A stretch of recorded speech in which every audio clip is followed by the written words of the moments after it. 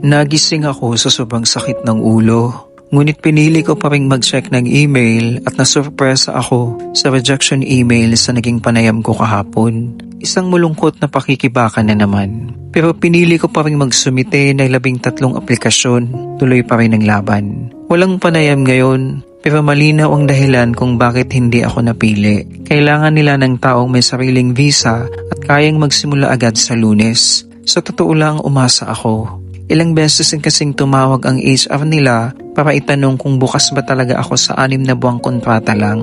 Sabi ko oo, dahil para sa akin trabaho pa rin yun. Oportunidad para matuto at makadagdag ng karanasan, lalo na sa industriya ng edukasyon. Nalungkot ako, nang hinayang, lalo na kapag naramdaman mong malapit na sana.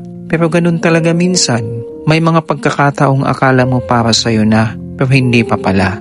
Kung may pagkakataong umasa ka at hindi natupad, huwag mong hayaang doon matapos ang laban mo.